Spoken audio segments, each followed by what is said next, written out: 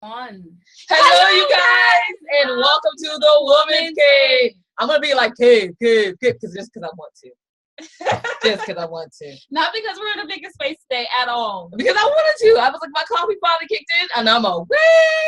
Yes. I think you're a little too awake because I don't feel this awake, and you guys know what I am. I am the bubbly one.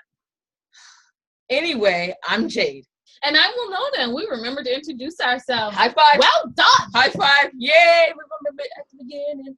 Okay, anyway. I'm done with my dancing. We're going to be professional because you're a professional person. I know, right? And so I think I should pull it together and be professional. We should be just proper. Well, I don't know how to be that proper. I'm American. I don't know how to be English proper. I can only be American. Can we pretend to be posh then? I can't pretend to be posh. I'm not a posh person.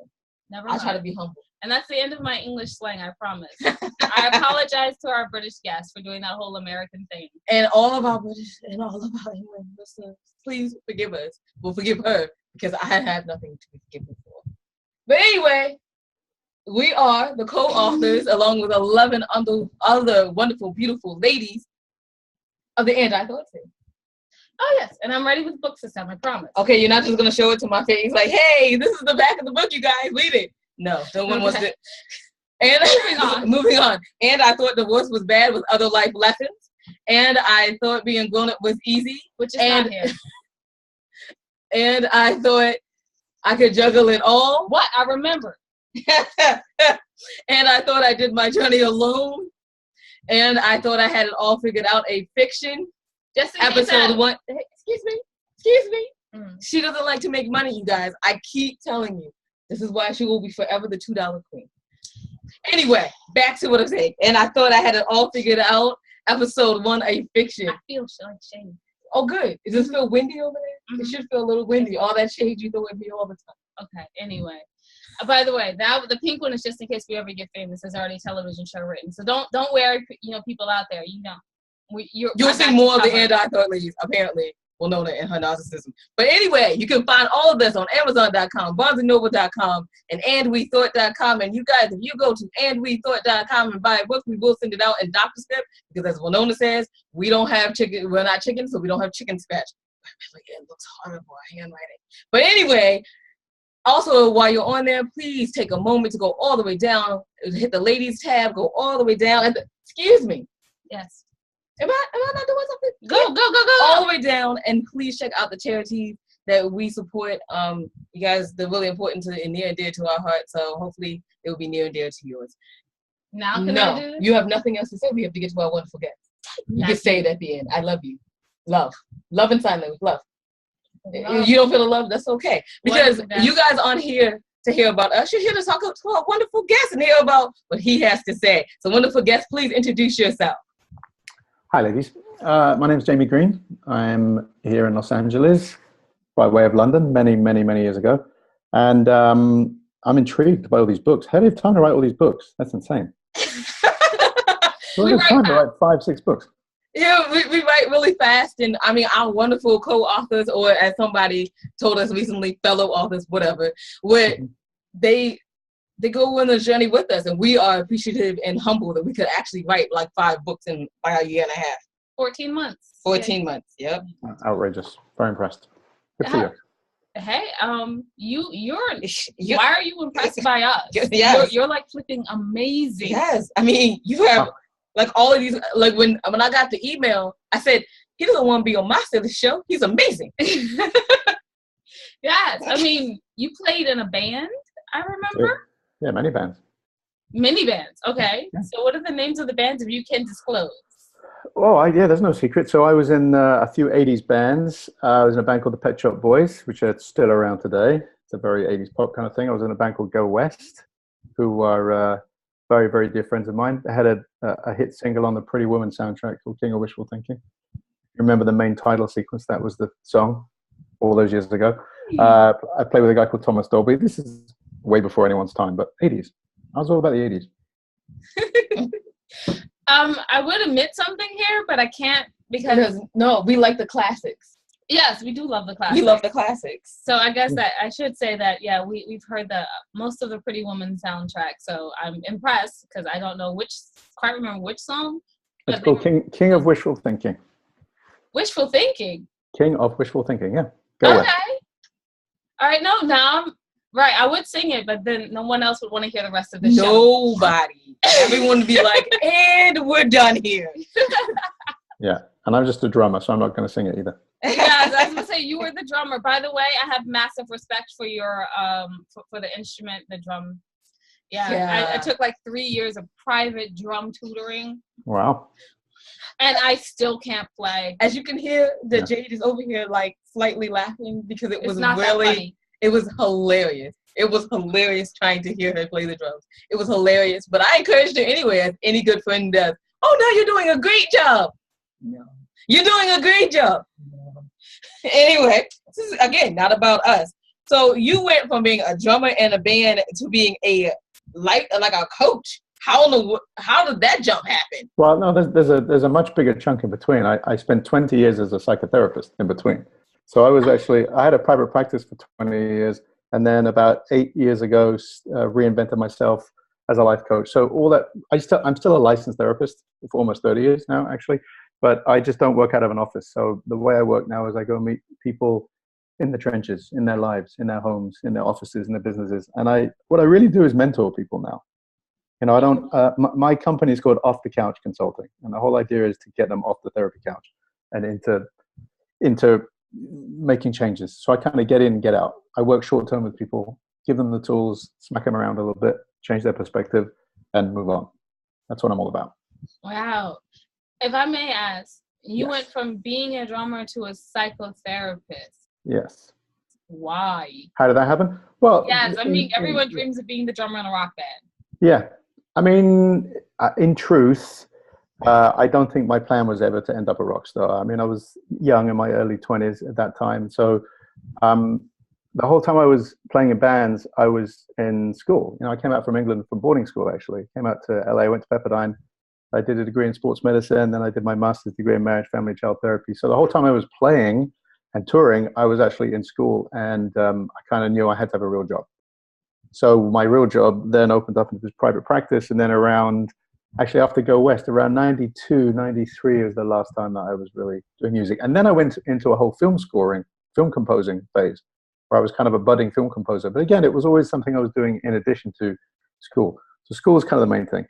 And then when I became a psychotherapist, there's a long sordid story how that happened. I basically, when I was 21, I fell in love with a girl who ended up being a free-base cocaine addict at the time. This was 1986. It was all the rage.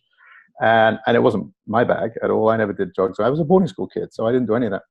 But in going through that relationship and kind of discovering codependency and the disaster that is, you know, the world of addiction and relationships with an addict, and that really is what opened up the doorway to, quite honestly, to buy time by having student visas and going to school and trying to figure out what the hell happened to me. And I kind of fell into being a psychotherapist. It's how I got my green card. It's how I stayed.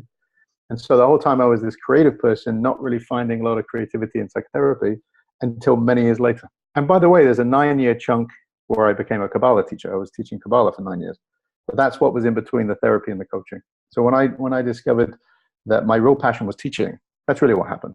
Therapy was not my passion. I was good at it, but it wasn't what I loved because it was never my ambition to do that. It was a kind of a means to an end to figure out my own life situation and then help a lot of people who were going through similar things.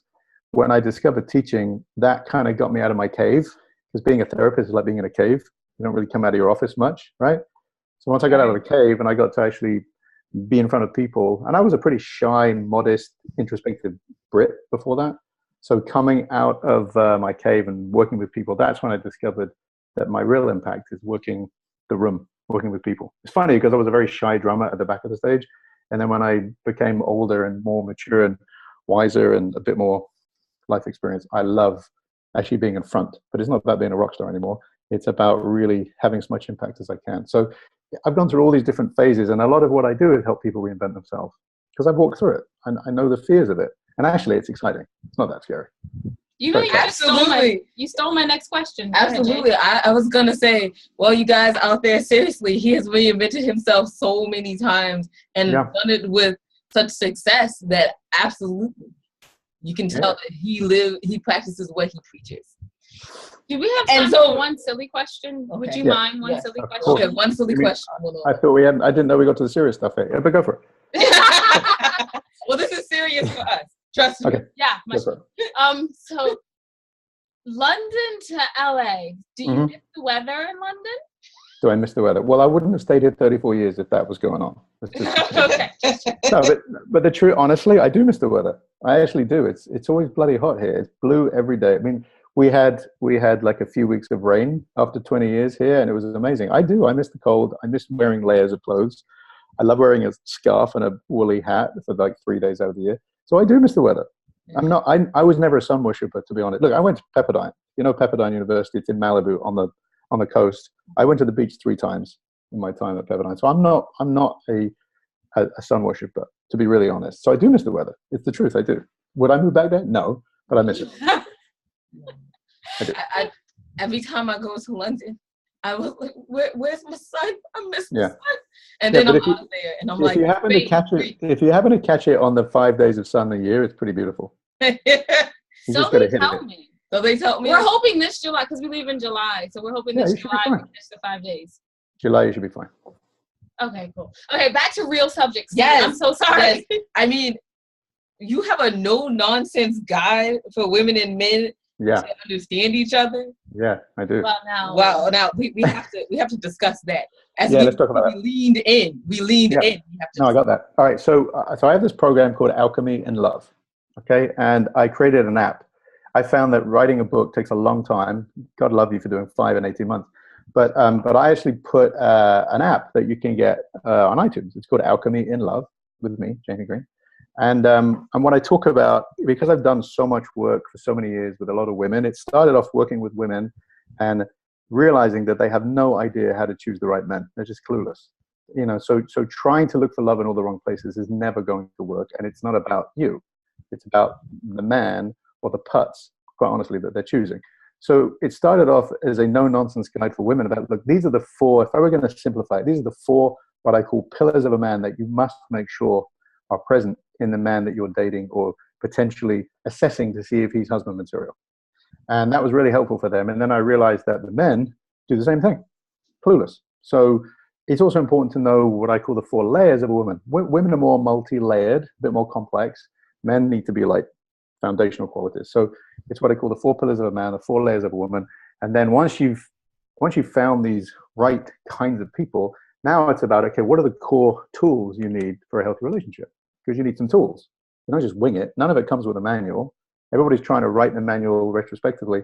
But if you had tools going in that it could actually work, that's what the app's about. So the app is really just an opportunity for me to give you all that information, which is really fun, and it's very direct, and it is no nonsense. It's like, look, these are the mistakes you're making. And if you choose differently, not from your idealized version of what you think it should be, I'll give you an example. One of the qualities, what I call one of the 4 pillars of a man, is that he's 1 or 2 steps ahead of you. Okay? Which means, not that he's an Ivy League education, or he's smart or any of that nonsense, that he's so aware of who you are that he anticipates what you need before you need to ask for it. He knows you need to feel safe. He knows you need to feel seen. He's really paying attention. It's not just that he's a good listener. Big deal. We all need to be good listeners. What is a really good listener? He's listening 3 miles ahead of what it is that is going on with you. He's paying attention so you can always feel safe, always feel seen. As one example. When I go through these qualities, women think this is like Superman, and it isn't. These are very basic things, to be honest. A man who kind of has his shit together, quite honestly. A man who knows who he is, right? Who really sees you. He's a good heart. I mean, these are basic things, but you'll be amazed how many women will compromise that. So I kind of compare it to having 4 wheels on a Ferrari, right? You need all 4 wheels for that thing to run. There's no good saying, well, I got good 2 out of the 4. Good luck doing wheelies, for the rest of your life. You got to have all 4 of those present. And by the way, this is also true for people who are currently married 10 years in. It's not just for if you're dating, because when you're married 10 years in and a lot of this stuff is crashing and burning, it's a chance for the men to look at themselves to make sure that they are really in a place they need to be with themselves. And for the women to look at themselves. It's not just saying, well, you don't have it, I'm walking away. We all need to be looking at what it is I can do differently in my growth, in my awareness. So it started off, again, for women, and then it became a wonderful tool for the women to test the willingness and desire level of their men to see if they would listen to it. And the men actually really enjoyed it because there's a lot of no-nonsense for them about some of the crazy-ass stuff that's happening with the women they're choosing. So it's really to support everybody. Does that make sense? Alchemy and love. You can't go wrong. You just have to listen to my accent for a bit. That's amazing. That was amazing. I know, because normally at this point I would throw some sort of wrench into try to throw a crazy question from my life into there to get it, evaluated. I have nothing, because that really is no nonsense. No nonsense to throw. Those are just chapter headings. You didn't even get into it. Wait till you get into it. You'll be screaming at the screen. You'll be loving it. And just know, for Winona to have no nonsense, that's amazing, y'all. It's an accomplishment. It is an accomplishment. Now, I understand now, did this all come from the fact that you're pretty good at reading people? Yeah. Well, for sure. I mean, you kind of have to be, in the work I do, and having done it almost 30 years, you have to kind of, I call it X-ray vision. It's not about being psychic. It really isn't about being psychic. I know there are great psychics out there, but that's a gift you're given without 30 years of training, right? So for me, X-ray vision just means that I've sat in front of people enough to know every story under the sun, to see every kind of dynamic possible, every pattern that ever showed up, and I just read it very quickly. So it's kind of like literally having X-ray vision through all the layers of defense mechanisms and traumas and stories that people have been through, and I just get it really quickly. I don't need a lot of story. Like, people love to give me 150 examples. I need one. I really need one, because the third and fourth example is the same root issue, right? Especially when couples are going back and forth, back and forth. So to me, the goal is not just to wow you with how much I see it so you can see it. No point me seeing it, because I'm not the one carrying the issues. What's important is for me to help the person I'm working with, or the couple I'm working with, really understand it, because if you can see it, we can identify it, we can work with it. If you can't see it, you've got nothing to, you're blind. It's a blind spot. So what I really do is help people see what's underneath themselves. That's kind of empowering. It's uncomfortable. It is, because we don't always want to look at it. But at least if I can identify it, then I can address it. I think that it's hard, because when you're either when you're either in a relationship or you're in a problem in life and you've had trauma, the hardest thing to do is to look in that mirror and see what's actually there. Right. Whereas if you were going out any other time, you'd be like, oh, let me look at myself in the mirror. But to emotionally look at yourself and be like, oh, this is what's actually happening. You need somebody who has no nonsense, who's going to be that reflection and tell you exactly what they see, and you sound awesome. But there is a caveat to this, which is it is no nonsense and it is direct, but it's with compassion. I mean, it'd be easy to just shame someone and call them out, and people love to do that. There's a lot of ego in that. To me, it's all of those direct things, because we want to be seen, but it's done with a lot of love and a lot of compassion. So I have a wicked sense of humor that helps diffuse, like you guys do, which helps diffuse a lot of the tension and anxiety and pride and protection that people have. So you have to soften that. You got to get to the underbelly. You got to look for where the opening is. So that's part of reading people, is also knowing timing of when they're ready to hear it, and they have to trust me. And I'm really good at building rapport quickly, but some people might take them weeks. It doesn't always happen in the first 10 minutes, which it can with other people. So when I say read people, it's also feeling them and feeling where they're at. And people need to feel safe. That's the most important thing. So disarming is a really important quality. That's not a technique that you just put on someone. You can't trick people into stuff. You have to soften them. And you only do that by being trustworthy. I mean, the action helps. I understand that. It does. Absolutely. They call it a defense mechanism for a reason. We're defending ourselves from all the hurt that we have been in. And to go back to Winona's point, and then your point again, about looking yourself in the mirror, it doesn't matter if you've been through trauma or not. A lot of times, just be honest with yourself is just a very eye-opening experience to admit, hey, this is actually wrong with me. Is a very opening experience, and I know I don't like to do it. Call it ego, call it pride, just call it being human. It's kind of weird to have to look at yourself in an emotional mirror, or just a mirror in general, and be like, oh, so I should probably work on my tardiness. Yeah, because that's not good at all. Right. I'm not sure if I've used up all my quotas of silly questions. But since I could not think of a nonsense thing to throw into your relationship thing, I would like to ask, so when you say humor, is this British humor or American humor? And which one do you appreciate more? American humor is really stupid. So it's not American humor. It's like American humor is often so what I mean by that is slapstick to me is not funny. Slipping on a banana peel to me is not funny. So no, it's not comedic humor. It's looking at for me, I don't know how British it is, but it's about looking at the irony of how ridiculous we are. And now I believe that if we can laugh at ourselves, it's an indication that the ego has been put to one side. When people get easily insulted, for example, I'm not that I'm busy insulting them, but in life, if someone's getting insulted or uptight, they're taking themselves too seriously. And to me, one of the biggest reliefs as a recovering people pleaser, right? Because I really don't care anymore. I don't care about people, but I'm not going to cater to your sense of me. I'm going to be me, and I understand I may ruffle feathers, and I'm good with that because I know where I'm coming from. I know it's all love. I'm not trying to just be an asshole, right? For example, but so in the spirit of not kind of tailoring myself, not like being a chameleon, I just know I know what to look for to disarm people. And disarming has nothing to do with embarrassing. It's the opposite of that. It's actually about, look, I see you, and I'm so onto you with a wink, kind of a thing. It's that kind of humor. Does that make sense? It's like it's nailing someone with the truth with love, because I think we know when we are being seen, even if it stings for the right reasons, right? Because the truth resonates, right? So not stings as in I've been shamed, but stings and I've been seen, I've been caught. Only I'm not being judged for it. I'm not going to be thrown away. I'm going to be understood. So I think when we feel someone sees us, reaches into us, we want that. It's what we're all looking for. We're just so used to not getting it that we're a bit numb. So when someone reaches in and sees you, we pay attention to that. It's kind of the pin drop moments. When I'm teaching, I learned a lot about that because I like to work a room. I mean, one-on-one and working with couples is great, but I love working a room. It's my favorite thing because I love to create intentionally those pin drop moments. And all I mean by that is I'm saying something that no one else has the balls to say, that everyone's thinking, and everyone's like dead silent because like I finally said it. Even if it's just people, I'm saying something that they've never heard someone have the gall to actually say. I don't mean it's provocative and shocking necessarily, but just it's the truth. Because I appreciate that. I appreciate it. Looks like, did he just say that?